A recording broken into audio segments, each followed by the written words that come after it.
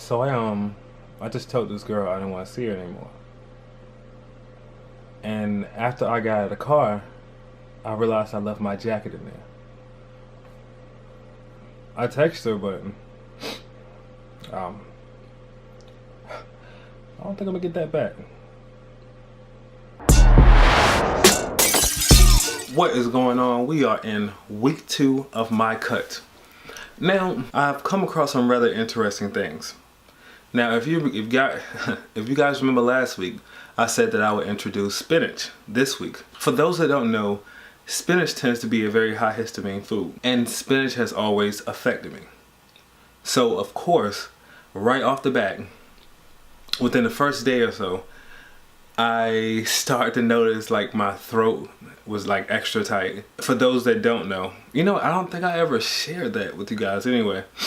Well, I mean, if you pay attention, like there's a guitar in here and I have my keyboard, but I used to be a musician and I used to sing, but I ended up going through like some kind of vocal damage, and like if I were to speak, it would just hurt me so bad.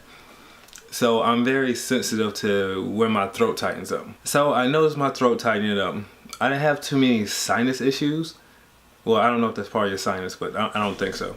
So I don't really have any sinus issues because normally my soft palate will start itching really bad. I didn't have to deal with that. So I'm pretty happy with that, but I'm still not happy because I'm still having an issue with spinach.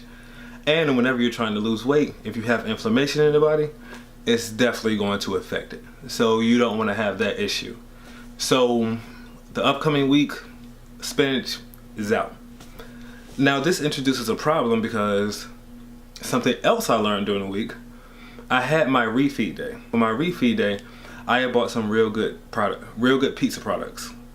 And I'm gonna actually show you guys those products in a minute and talk about the taste of them, because they were, you'll see. There was an issue with me getting my potassium. And then the next day, I had the worst headache. I thought, maybe on my potential days that I kind of slacked on my diet, I got a headache because I got no nutrition in. Because most of the time, if I were to say go to Buffalo Wild Wings, that's all I would eat that particular day. But this day, since I was refeeding, I watched it very closely, and I made sure I got the exact amount of calories that I got the prior day. Well, the next day I still woke up with a headache.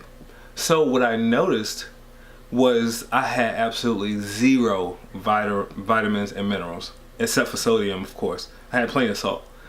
But my magnesium was super low, vitamin C was super low, potassium was super low. Most of this stuff was at 0. And as you can think, this causes problems. I had to figure out a solution to fix this. Now, if you guys remember some of my other videos, I talked about these whole food drinks that I drink. They have about 900 and something, I want to say 920 to 980 milligrams of potassium in them. Like, they're great. But the thing is, they're about $1 and some change a piece. And calculating, I was spending almost like $78 a month on those things. So I searched for an alternative, and what I found was this right here. Dr. Bergs Electrolyte powder. Now, Dr. Berg is a very big supporter of potassium, and I want to say about 10 cups of veggies a day, which I don't do. I'm not even gonna lie to you, I just don't do it. In turn, I would suspect that his product will be very high in potassium. Behold, we have 1,000 milligrams of potassium in 1 scoop, 75 milligrams of calcium, magnesium 120 milligrams, and sodium 10 milligrams. I mean, the others except for magnesium, they're pretty easy to get. It's the potassium that's really the difficult one. And you get 45 servings in this one container. I got the 3-pack and it was like $90, I want to say. But it was still much cheaper, and it's gonna push me further. It's gonna push me further along as far as money wise when it comes to getting my potassium in versus buying those drinks. Oh man, something else new. So I'm going to start shopping at Costco. I went by there, and I mean, I just been losing so much money. Oh, man. Man, oh man.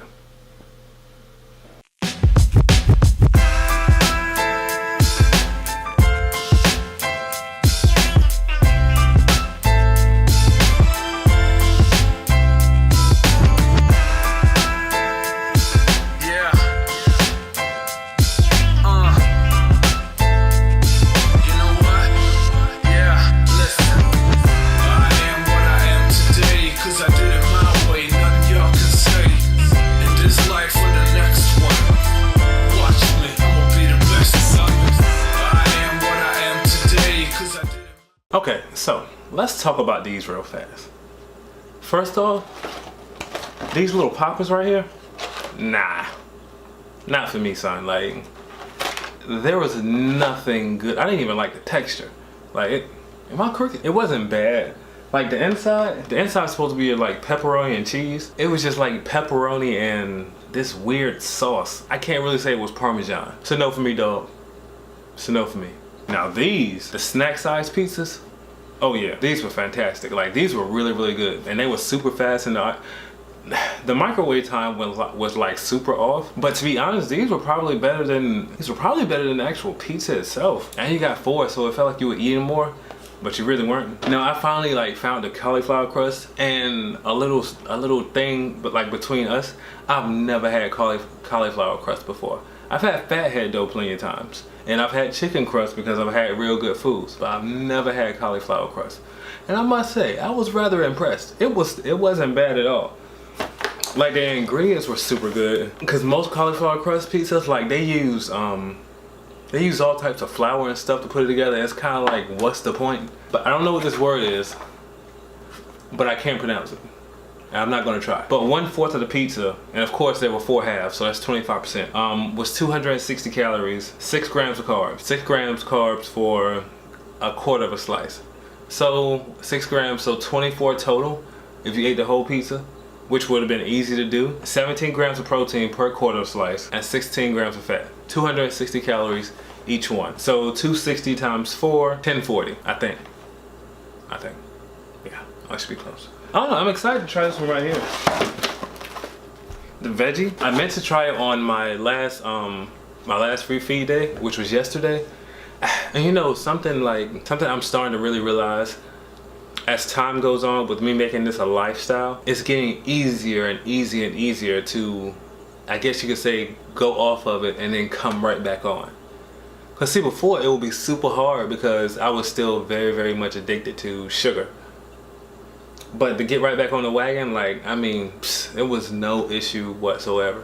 And I've noticed, like, on my cheat days, there are so many foods I would love out there, and recipes, even some of my own, where I just want to indulge in them. Like, you know, I just want to have more and more and not have to worry about it. Like a true cheat day. My cheat day yesterday, my sweet potato casserole, if you guys have been following the blog and my Instagram pictures, I froze some of that so I could eat it. Like, I really enjoyed it. And I updated it because I had that recipe previously. I'll actually put it in the description box for you.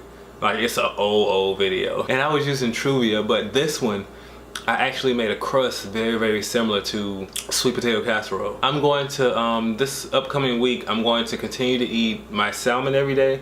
And I upped it, and I also got some cod liver oil.